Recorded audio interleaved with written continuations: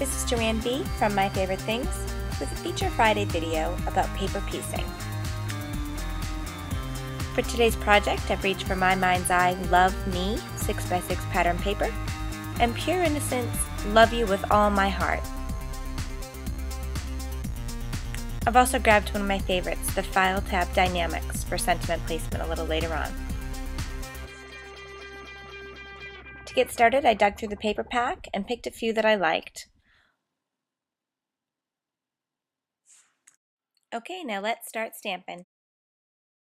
To begin with, I've stamped my image to Copics Express-It paper with Memento ink. This will be my base image.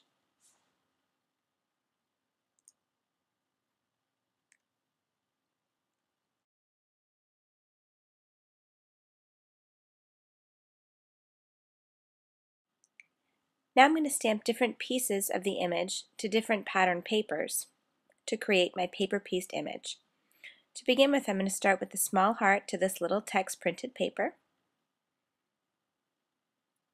And now I'm going to create a cute jumper using this stripe pattern paper. I'm going to stamp the entire body of the dress once.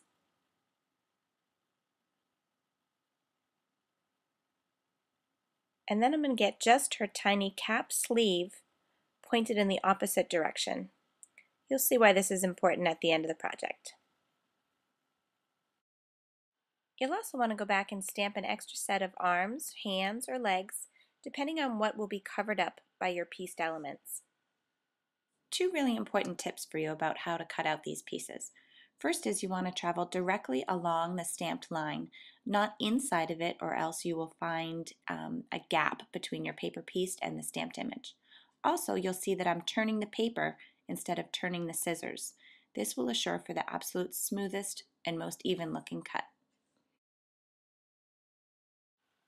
I like to add just a little extra bit of dimension to my paper pieced elements by using my ink blending tool and my antique linen distress inks. This also would work nicely with a neutral colored Copic marker. I've done each of my pieces with this treatment. You'll see as I trim out the dress, I'm going to cut out the entire dress as one large element. I'm not going to worry about trimming off those tiny hands as they'll be covered up by additional layers. Just go all the way along, cutting directly on the stamped line.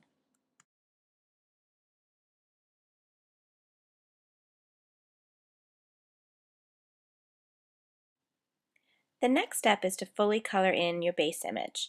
You'll see that here all I really need to color in are her legs and her head and her hair.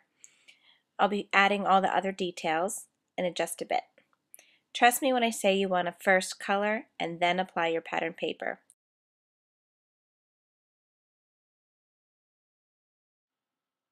Be sure to color in the tiny arms on the scrap piece as well.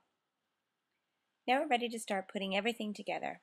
I like to use liquid glue as it helps you slide the pieces into place before it's fully dried. As you can see, I've started with the bottom layer, her dress. Then I'll add the heart right on top.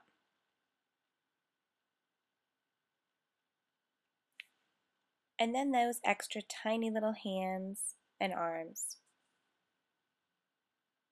Remember, you're going to want to turn the paper as you're cutting for a smooth cut versus turning the scissors.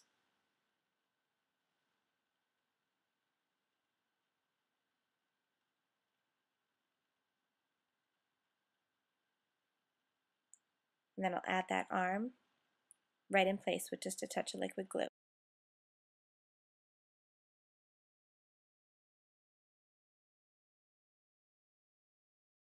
Remember the tiny little cap sleeve we stamped? Well, here's where it comes into play. I intentionally stamped it in a different direction because fabric would actually have movement if someone was wearing a dress and turned their arm the way this little girl is.